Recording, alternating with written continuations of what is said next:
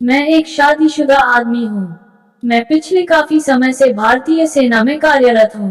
मैंने अपना पूरा जीवन अपने देश की सुरक्षा के लिए समर्पित कर दिया है।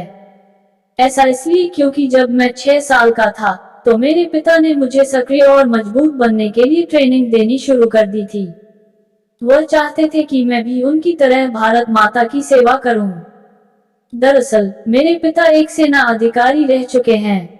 उन्हीं की वजह से मुझ में प्रतिबद्धता, साहस और निरंतरता जैसे मजबूत मूल्य पैदा हुए हैं। यही एक वजह भी है कि परीक्षा उत्तीर्ण करने के बाद मैं सीधा भारतीय सेना में शामिल हो गया। मैंने अपने पूरे जीवन में एक सख्त अनुशासित दिनचर्या का पालन किया है। हालांकि एक समय पर यह मेरे लिए बहुत घुटन भरा हो गया था, लेकिन मेरे पास अपने पिता के नक्शे कदम पर चलने के अलावा कोई दूसरा विकल्प भी नहीं था। हाँ, इस दौरान एक चीज जिसने हमेशा मुझे अपने करीब रखा, वह थी मेरी बचपन की दोस्त नैना। मैं नैना से पहली बार तब मिला था जब हम दोनों हाई स्कूल में पढ़ते थे। वह एक बहुत ही प्यारी, चुलबुली और सुंदर लड़की है। जब मैं हर तरफ से अकेला महसूस कर रहा था, अपने जीवन में सब कुछ हार गया था, तब उसने मुझे थामने की हर संभव कोशिश की थी। उसने मुझे वह आदमी बनने में मदद की जो मैं आज हूँ। हालांकि हम दोनों एक दूसरे से बिल्कुल अलग हैं। ऐसा इसलिए क्योंकि मैं बहुत ज्यादा अपने में रहने वाला व्यक्ति हूँ, या यूँ कहें कि अंतर्मुखी किस्म का हूँ, जबकि नैना को लोगों से मिलना जुलना बहुत अच्छा लगता है। तो उसकी इसी आदत से मुझे प्यार है कि वह पल भर में ही हर किसी को अपना बना लेती है। ऐसे में जब मैंने माता पिता को हमारे रिश्ते के बारे में बताया, तो वह खुशी खुशी हमारी शादी के राजी हो गए और बहुत जल्द हमने शादी कर ली। हमारे वैवाहिक जीवन शुरू होने के 2 हफ्ते बाद मुझे असम के सिलचर शहर में तैनात कर दिया गया था। हालांकि मैं अपनी शादी का लुत्फ उठाना चाहता था। मैं नैना के साथ समय बिताना चाहता था। मैं अपनी खुशी का आनंद भी लेना चाहता था, लेकिन अपने कर्तव्य के कारण मुझे इन सब चीजों को छोड़ना पड़ा। शायद ऐसा इसलिए भी क्योंकि मैं अपने पिता को निराश नहीं करना चाहता था। मैं अगले ही दिन ही अपना सामान पैक करके असम के लिए निकल गया। सिलचर में मुझे तैनात हुए दिन, सप्ताह और कई महीने बीत गए। नैना मुझे मिलने के लिए बुलाती रही, लेकिन मुझे उससे मिलने का एक भी मौका नहीं मिल सका। मैंने फोन करने की बजाय पुराने समय की तरह उसको पत्र लिखना शुरू कर दिया। हालांकि हम वीडियो कॉल पर बात करते थे, लेकिन इसके बाद भी मैंने उसे लेटर लिखना जारी रखा। हाँ, वो बात अलग है कि मेरे भेजे गए पत्रों पर उसका कभी जवाब नहीं आता था, लेकिन इसके बाद भी मैं उससे बहुत प्यार करता था। नैना से आखिरी बार मिले हुए मुझे लगभग 1.5 साल हो चुका था। उससे दूर रहने का दर्द हर पल मुझे बहुत सताता था। मैं उसके पास वापस जाने के लिए तरस रहा था, लेकिन अफसोस मुझे अपने कर्तव्य के प्रति ईमानदार होना पड़ा। हालांकि 1.5 साल और 2 महीने के बाद मुझे 2 सप्ताह के लिए घर वापस जाने का मौका मिला। मैं बहुत ज्यादा खुश था।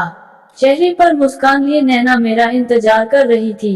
उसे देखकर मुझे बहुत ज्यादा राहत महसूस हुई। उसके साथ पहले 2-4 दिन पूरी तरह से आनंदमय थे, लेकिन 1-2 दिन बाद मैंने देखा कि वह बहुत ज्यादा परेशान है। वह मुझे थोड़ी अलग लग रही थी। हालांकि मैं उसकी परेशानी समझ नहीं पा रहा था, लेकिन ये भी सच है कि मैं दुख के पलों के बारे में सोचकर अपना खुशी का समय गंवाना नहीं चाहता था। इसलिए उसे खुश करने के लिए मैं जो कुछ भी कर सकता था, मैंने सब कुछ किया। बीतता गया। हालांकि सेना का अधिकारी होने के नाते देश मेरा पहला कर्तव्य था, लेकिन नैना के पास लौटने का विचार ही मेरी एकमात्र प्रेरणा थी। काम की वजह से नैना के साथ मेरे पत्र कम होते गए। हम अब वीडियो कॉल पर भी ज्यादा बात नहीं करते थे। इसलिए जब मैं दूसरी बार घर वापस गया, तो मैंने उससे बात करने की ठानी। हालांकि इस बार मैंने उसे सरप्राइज देने की योजना बनाई। मैंने उसे नहीं बताया था कि मैं घर आ रहा हूँ।